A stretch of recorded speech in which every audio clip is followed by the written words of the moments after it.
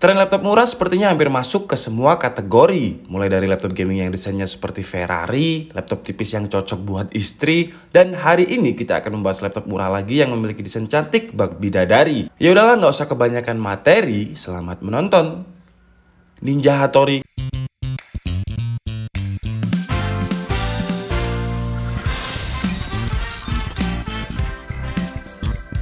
Hai Andika, guys, di video kali ini kita akan membahas laptop BBJS lagi atau budget pas-pasan jiwa sosialita yang harganya cukup terjangkau. Kalau beberapa hari minggu kemarin kita nge-review laptop BBJS dari segi desain, spesifikasi dan juga fitur, hari ini kita akan nge-review laptop BBJS yang lebih dominan ke desain. Kalau dari segi spesifikasi dan juga fitur sebenarnya juga masih bisa dibilang BBJS atau price to performance, tapi nggak terlalu over seperti laptop BBJS yang kita review kemarin. Ya bisa dibilang masih cukup best value lah. Dan sebelum kalian hate comment tentang thumbnailnya yang 4,9 juta rasa 10 juta, tahan dulu karena nanti akan saya jelaskan dan nanti juga bakalan ada surprise karena laptop 4,9 jutaan ini bakalan kita tes gaming. Jadi apakah dia bisa atau kuat untuk tes gaming? Tapi sebelum kita mulai videonya, seperti biasa buat kalian yang belum makan dulu. Kalau udah makan langsung aja subscribe channel ini. Karena di channel ini kita akan membahas informasi menarik mengenai dunia gadget dan juga teknologi yang akan membuat hidup kalian lebih inspiratif dan produktif. Oke, jadi perkenalkan ini adalah Asus VivoBook A420UA yang sebenarnya juga sering banget kalian requestkan di kolom komentar di KID, tapi maaf baru bisa saya review sekarang. Dan kalau untuk SKU warnanya, dia hanya memiliki satu warna yaitu transparent silver. Dan kalau untuk SKU spesifikasinya, setahu saya juga cuma satu, yaitu dengan CPU Intel terbaru, yaitu Intel Pentium yang masih masuk ke keluarganya Kaby Lake Refresh, yaitu Intel Pentium Gold. Dengan base clock-nya 2,3 Hz, 2 core 4 thread dengan TDP 15 Watt. Tapi saya share atau saya infokan dulu sedikit saja tentang Intel Pentium Gold ini biar tidak terjadi miskomunikasi. Kalau untuk SKU spesifikasinya, Intel Pentium Gold ini memiliki beberapa macam SKU, mulai dari seri Y dan juga seri U yang memang dikhususkan untuk mobile atau laptop seperti ini, dan juga ada seri G yang memang ditujukan untuk PC atau desktop. Dan Intel Pentium Gold ini adalah rebranding dari keluarga Pentium yang kastanya atau posisinya tetap di atas Celeron tapi juga tetap di bawah Core i3. Jadi meskipun ada gimmick kata gold dan juga stikernya ini berubah, ada kayak aksen gold-goldnya gitu, tapi secara kasta dia tetap di bawah Core i3. Kenapa saya menjelaskan hal ini? Karena kemarin ada temen yang DM ke saya, "Bang, kalau misal saya dapat Intel Pentium Gold dengan harga 8 juta itu mahal apa murah?" Ya karena Pentium kalau 8 juta itu menurut saya ya mahal. Jadi saya jawab jujur ya, itu Pentium apa kok mahal? Terus dia jawab, ini Pentium Gold bang, yang kata penjualnya ini di atas Core i7 dan generasi terbaru dari Intel. Ya kalau generasi terbaru sih memang bener, cuman kalau kastanya di atas Core i7 dan dapat dengan harga 8 juta, menurut saya sih yang mahal. Pentium ya Pentium, meskipun nanti ada kata gimmick Pentium Diamond, Pentium Ake, Pentium Princess Sarimi, Barbie Kumalasari. Tapi kalau dia masih Pentium, ya dia tetap Pentium yang range harganya itu sekitar 4-5 juta, nggak bakal sampai 8 juta. Jadi ya buat pengalaman aja. Jadi meskipun nanti ada kata-kata gold atau kata-kata kemewahan yang lain, kalau Pentium ya Pentium. Yang secara kasta atau posisi Intel Pentium ini tetap di bawah Core i3. Oke, jadi cukup segitu aja ya penjelasan sedikit informasi. Dan kalau misalkan kalian subscriber di KID atau yang paham IT, pasti tahulah tentang hal ini. Cuman memang mungkin beberapa orang itu gak paham sama sekali tentang IT, makanya saya jelaskan sedikit. Sekarang lanjut kita bahas spesifikasi dari Asus VivoBook A420UA ini. Jadi CPU-nya dia pakai Intel Pentium Gold yang sekali lagi kastanya tetap di bawah Core i3. Kemudian kalau untuk memori RAM-nya dia menggunakan 4 GB LPDDR3 dengan settingan dual channel yang kapasitasnya 4 GB. Kemudian kalau untuk storage-nya dia sudah menggunakan SSD M.2 SATA 256 GB dengan speed ya karena SATA jadi dia tetap speednya 500 Mbps. Kemudian kalau untuk layarnya dia memiliki dimensi 14 inch dengan resolusi Full HD dengan panel TN.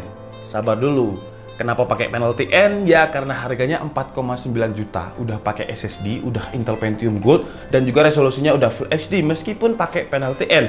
Yang menurut saya dengan harga segini, untuk brand lain nggak ada Intel Pentium Gold dan juga Full HD serta SSD yang harganya bisa menyaingi Asus VivoBook A420UA ini. Jadi kalau untuk spesifikasinya ini dengan harga 4,9 juta, menurut saya masih bisa masuk kategori BBJS lah atau Price to Performance. Oke, jadi sekarang lanjut kita bahas dari segi desain, dan ini adalah penjelasan saya kenapa thumbnailnya kok 4,9 juta, rasa 10 juta. Beberapa minggu kemarin saya mereview Asus ZenBook termurah dengan harga sekitar 9,8 juta, atau kita bulatkan saja 10 juta karena yang 200.000 mungkin buat ongkir. Nah, dengan harga ZenBook termurah di 10 juta kemarin, secara desain menurut saya Asus VivoBook 420UA dan ZenBook UM431DA yang kita review kemarin tidak ada perbedaan yang terlihat signifikan secara desain kalau hanya kalian lihat tanpa kalian pegang. Karena ZenBook menggunakan bahan material aluminium yang feel premiumnya itu dapat banget ketika kalian pegang, sedangkan 420UA ini masih menggunakan plastik polikarbonat.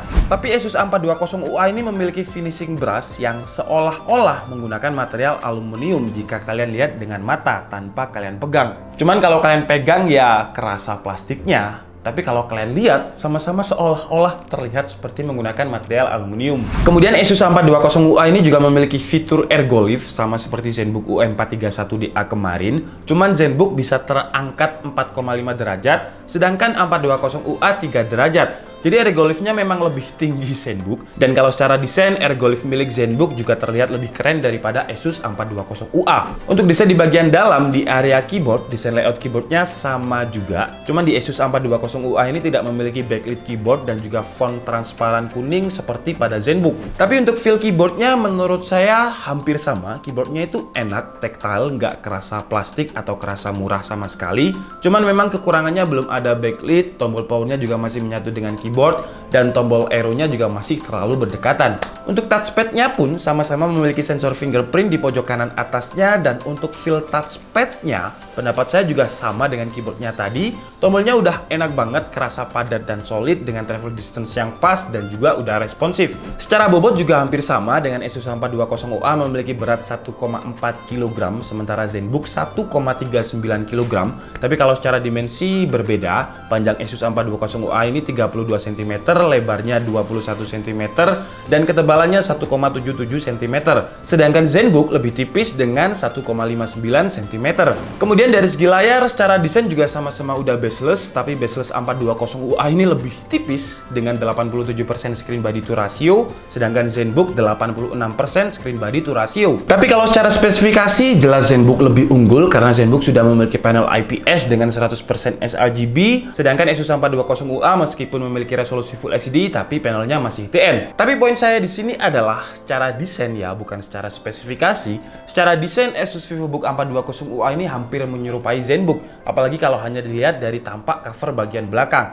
Makanya kemarin saran saya kepada Asus, lebih baik lini ZenBooknya itu dibikinkan logo baru yang lebih simple, dan saya itu suka logo Asus yang 30 Anniversary Edition yang cuman A gitu aja dan terlihat lebih simple, lebih elegan, dan terlihat lebih mahal. Karena kalau VivoBook dan juga ZenBooknya ini logonya disamakan, ibaratnya itu kayak gini, orang beli ZenBook itu ya karena memang dia pengen beli ZenBook. Sama seperti orang beli Apple atau iPhone, orang pengen beli iPhone ya pengen beli iPhone, orang pengen beli Lamborghini ya pengen Lamborghini. Bukan, dia nggak harus menjelaskan nih, saya mau beli Lamborghini dengan spek seperti ini, seperti ini. Saya beli Lamborghini ya udah karena saya memang beli Lamborghini, atau dia beli barang mewah. Jadi saran saya buat Asus, mungkin lini ZenBooknya ini bisa diperbedakan lah antara desainnya VivoBook dan juga ZenBook biar nggak terlalu mirip, dan biar saya juga nggak bikin thumbnail 4,9 juta rasa 10 juta atau VivoBook rasa ZenBook.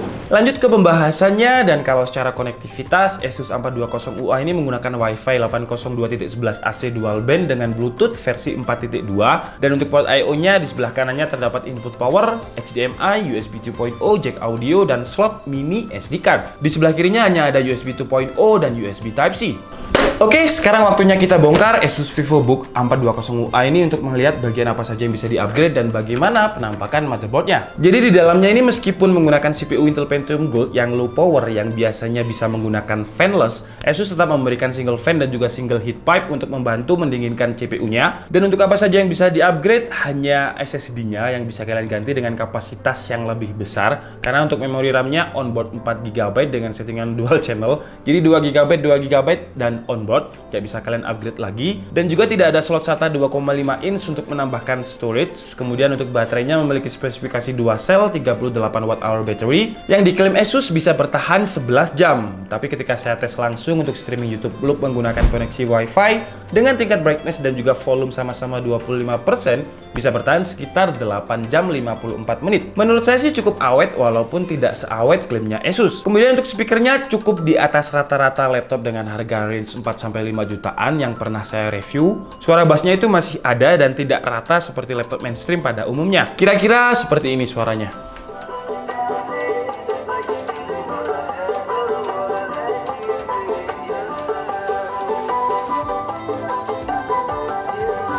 Oke, sekarang waktunya kita tes Asus 420 UA ini secara performa. Dan seperti biasa, kita akan menggunakan Sensebench R15 sambil memonitoring suhunya melalui HW Monitor. Dan hasilnya, Intel Pentium Gold di tuning hardware-nya Asus 420 UA ini mendapatkan skor yang cukup tinggi di kelas Intel Pentium dengan skor 229 CB di running pertama, running keduanya 227 CB, dan tidak ada penurunan secara performa ketika kita tes sebanyak 10 kali. Rata-rata skornya tetap di angka 220 CB.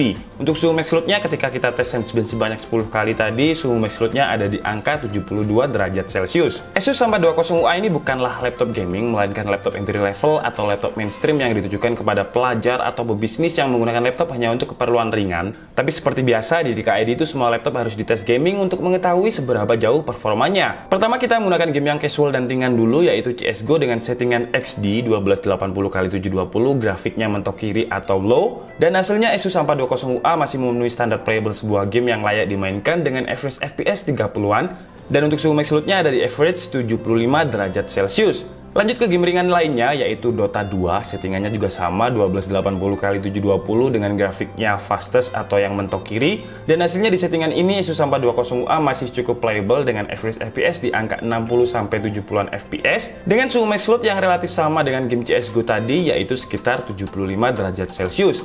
Lanjut ke game yang cukup berat, yaitu GTA 5, tapi dengan settingan resolusi mentok kiri yaitu 800x600, grafiknya pun juga mentok kiri, dan hasilnya FPS yang diperoleh masih 30-an FPS. Tapi ya kualitas gambarnya karena 800x600, kalau kalian maksa sih ya nggak apa-apa, tapi gambarnya ini bakalan blurry banget, jadi sayangi mata kalian. Lanjut ke game wajib DKID, yaitu PUBG PC atau PUBG Steam. Dan yang menarik, Asus 420 UA ini bisa dimainkan untuk PUBG Steam. Bisa stuck di loading maksudnya. Suara gamenya ada, tapi gamenya stuck. Jadi sekali lagi sebaiknya jangan digunakan laptop dengan harga 4,9 jutaan ini untuk keperluan gaming. Kalau game ringan seperti Dota atau CSGO ya masih bisa playable, tapi dengan settingan mentok rata kiri atau yang paling jelek. Oke guys, jadi cukup segitu aja video review dari Asus VivoBook 420 UA kali ini. VivoBook rasa ZenBook. Dan kesimpulannya versi DKID adalah dengan harga 4,9 juta, menurut saya ini adalah salah satu laptop terbaik dengan range harga tersebut. Karena dengan harga 4,9 juta, kalian bisa mendapatkan CPU terbaru dari Intel, yaitu Intel Pentium Gold 4417U dengan base clock 2,3 GHz. Kemudian untuk storage-nya juga sudah menggunakan M.2 SATA yang speed-nya bisa mencapai 500 Mbps dengan kapasitas 256 GB. Dan untuk layarnya juga sudah memiliki resolusi Full HD, meskipun panelnya masih TN.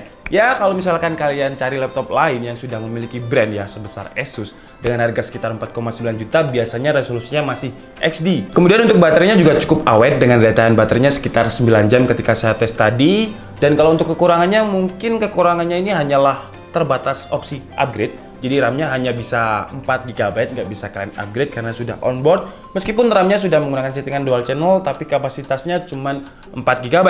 Oke guys, jadi cukup segitu aja video review dari Asus 420 UA kali ini. Saya minta maaf kalau ada kesalahan dalam penyampaian informasi. Seperti biasa, kalian bisa mengkoreksinya di kolom komentar. Saya Dika Setiabudi and see you on the next video. Bye-bye!